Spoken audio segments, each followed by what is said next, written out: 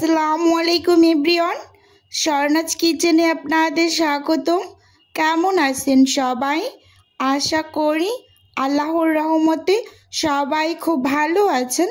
আজকে আমি আপনাদের সাথে শেয়ার করব আলু দিয়ে দেশি মুরগি রান্নার রেসিপি।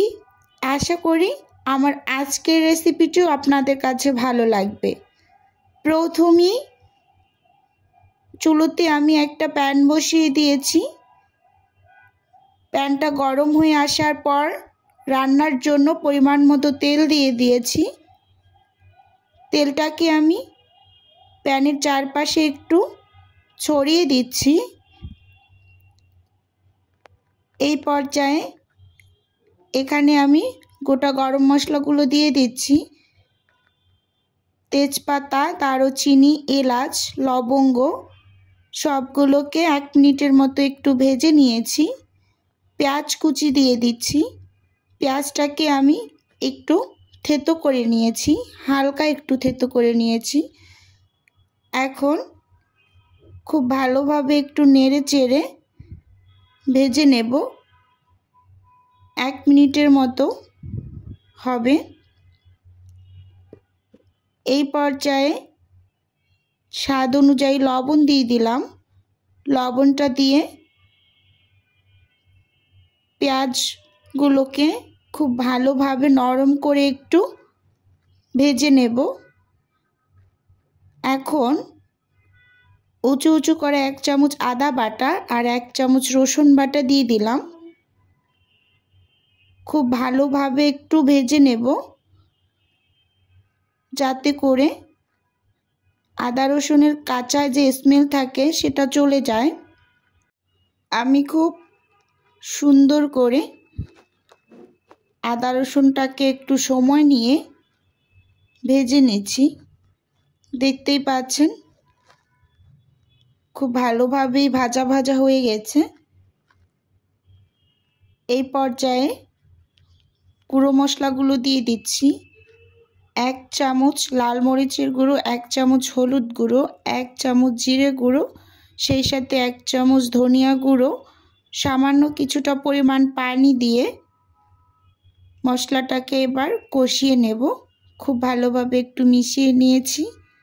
আসলে মশলা যতটা ভালোভাবে কষিয়ে নেওয়া যায় যে কোনো রান্নার ক্ষেত্রেই, রান্নাটা অনেকটা মশলা কষানোর উপরে টেস্টটা ডিপেন্ড করে।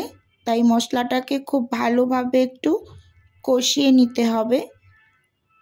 আমি এখানে একটু সময় নিয়েই কিন্তু মশলাটা কষিয়ে নিচ্ছি। দেখতেই পাচ্ছেন মশলার উপরে কিন্তু অলরেডি তেলটা ভেসে উঠেছে আর খুব সুন্দরভাবে কিন্তু মশলাটা কষিয়ে নিয়েছি। একটু নেড়ে চেড়ে নিচ্ছি। এখন এখানে আমি একটা দেশি মুরগি আগে থেকে কেটে ধুয়ে খুব ভালোভাবে পরিষ্কার করে নিয়েছি, দিয়ে দিচ্ছি।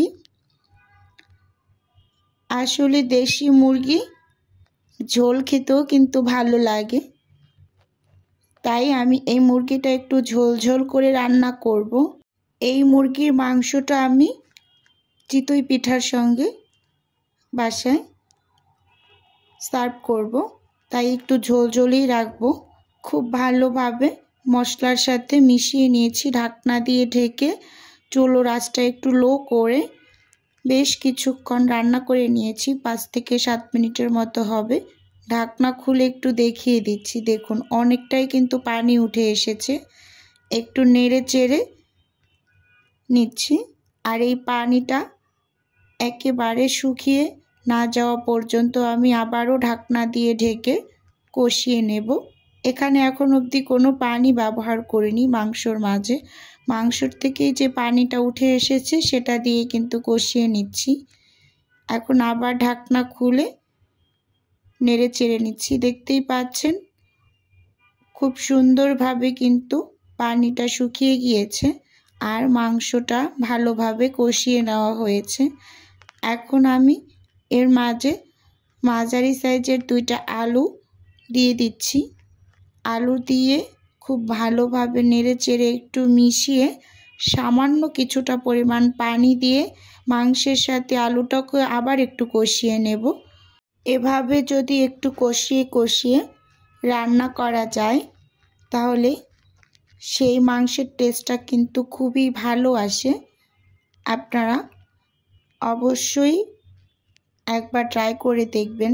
মাংসটাকে 3-4 বারের মতো কষিয়ে কষিয়ে যদি রান্না করেন তাহলে দেখবেন এটার টেস্ট কিন্তু খুবই ভালো আসে। খুব ভালোভাবে একটু কষিয়ে নিয়েছি। এখন ঢাকনা খুলে একটু নেড়ে চেড়ে নিচ্ছি। এর মাঝে আমি রান্নার জন্য এখন ঝোলের পানি দিয়ে দিচ্ছি।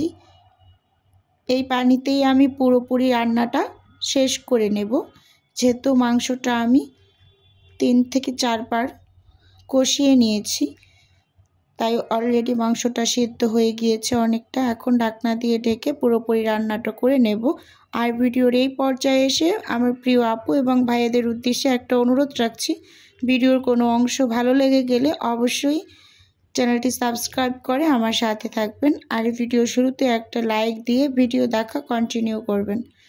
এখন রান্নাটা পুরোপুরি হয়ে গিয়েছে। ঢাকনা খুলে উপর থেকে আমি 1/2 চামচের মতো গরম মশলার গুঁড়ো দিয়ে দিলাম। আর এ পর্যায়ে আমি চুলোটা অফ করে দিচ্ছি। দেখতেই পাচ্ছেন একেবারে আমার রান্নাটা পুরোপুরি কমপ্লিট হয়ে গিয়েছে। এখন আমি ঢাকনা দিয়ে ঢেকে 5 মিনিটের মতো রেখেছি। ঢাকনা খুলে একটু দেখিয়ে দিচ্ছি। দেখুন, দেখতে মাশাআল্লাহ কতটা ইয়াম্মি হয়েছে, আর খেতে কিন্তু ভীষণ ভালো হয়েছিল। আজকের ভিডিও এ পর্যন্তই। আল্লাহ হাফেজ। আসসালামু আলাইকুম।